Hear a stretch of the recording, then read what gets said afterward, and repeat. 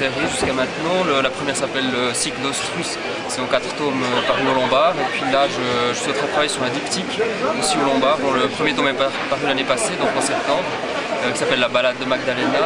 Et le deuxième va sortir au début de l'année prochaine, aussi au Lombard.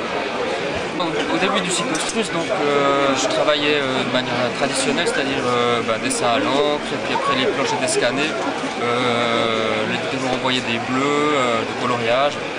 C'est-à-dire, pour ceux qui ne connaissent pas, l'image en noir et blanc est reproduite en format final et puis imprimée en gris sur un papier à dessin, et il y a un calque avec le trait noir qui vient par-dessus.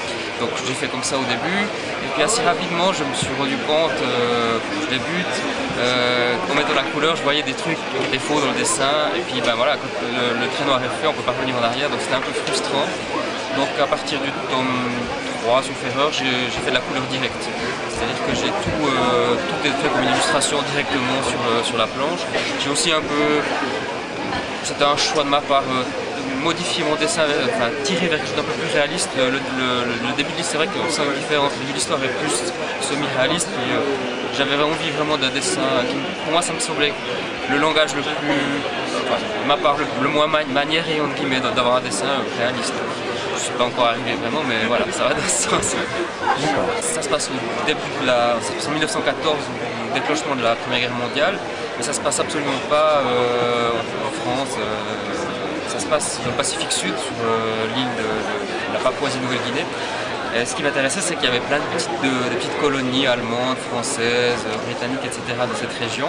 Et tout d'un coup, ils apprennent qu'ils sont en guerre, une guerre qui est éloignée, et puis c'est vrai que pour eux, c'est quelque chose d'un peu abstrait.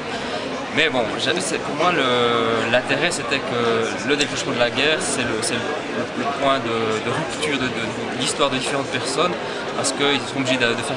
Voilà, la vie comme ils l'avaient jusqu'à présent est terminée, et ils sont obligés de bouger certains, etc. Donc c'est à ce moment-là que tout se casse pour eux. J'ai construit l'histoire de cette manière. J'aime bien quand dans une histoire il y a vraiment une chute, un cœur, quelque chose qui est intéressant. Donc ça, l'idée de base de l'histoire, je l'avais depuis un certain temps, j'en ai plusieurs comme ça que j'ai noté. Par contre, tout le décor, si on veut, les personnages et le décor, est venu des choses que j'avais envie de faire. Alors, effectivement, je suis absolument passionné par la mer et les bateaux. Moi j'habite en Suisse, j'habite au bord d'un lac, j'aime bien les régates, j'ai l'esprit de compétition, c'est plus fort que moi. Alors voilà, donc je regarde le lac, j'amplifie un peu tout ça, et puis c'est la mer. Donc voilà, non, c'est vraiment... j'ai une grande partie du plaisir du travail de la BD, c'est la documentation. C'est vrai que pour ces grands bateaux, ces décors trop riches du début du siècle, tout ça, je suis allé les voir, naviguer, j'ai passé beaucoup de temps à dessiner la mer. Voilà, c'est vraiment une passion, mais c'est de l'observation. J'ai lu et j'ai énormément apprécié cette BD, au même titre que c'est aussi une comparaison qu'on a fait souvent avec ce travail-là, Hugo Pratt, qui est aussi une de mes idoles. Mais après, non, je trouve que en fait, voilà, quand on construit une histoire, c'est vrai que ce qui est captivant, ce que je me rends compte, c'est de mettre des caractères forts, en tout cas différents l'un en face de l'autre, et puis il ne peut que se passer quelque chose. Donc c'est vraiment comme ça que j'avais travaillé un peu la chose, avec en plus ce personnage de Magdalena, dont ce diptyque raconte la vie, une partie importante de sa vie, sa balade, qui au début est un personnage très effacé. Si vous lisez l'histoire, vous verrez, elle est vraiment un peu martyrisée par son oncle, qui est un personnage épouvantable. Donc elle est très timorée comme ça. Et au fur et à mesure justement du fait qu'elle a dû partir et que c'était la guerre, elle va se prendre en main, si on veut, elle va découvrir des choses, et puis ça va devenir... Son caractère va évoluer, et puis elle va devenir plus ou moins maîtresse de son destin avec le prix que ça a, naturellement. Donc voilà, c'est ça, moi, ce qui m'intéressait, c'était de mettre ces caractères opposés face à face et puis de regarder ce qui se passait. Ça c'est juste des photocopies, donc le tome 2, ça se passera, ça se passera plutôt aussi en Afrique du Nord, en partie en mer Rouge, et puis aussi avec des nouveaux types de bateaux qui m'intéressaient de dessiner. Voilà. Et puis voilà, on en est là. Donc là, maintenant c'est le storyboard, donc je suis à la page 20 sur 60. Donc il est storyboardé après jusqu'à la fin.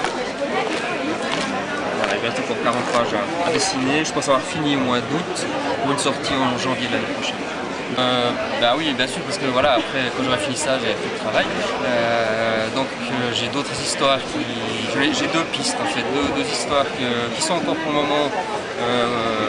C'est deux idées qui sont habillées complètement, mais j'ai encore rien dessiné. J'aime bien rêver, aller faire des grandes balades, c'est là que les histoires se mettent un peu en place. Et puis j'ai assez hâte d'essayer ces nouvelles idées qui sont assez différentes de ça. Voilà, pour le moment c'est ça, il n'y a pas de chose. Disons que moi, alors, c'est surtout pas un auteur de BD, mais j'aurais bien voulu être dans la tête d'Hemingway, qui est un de mes écrivains favoris.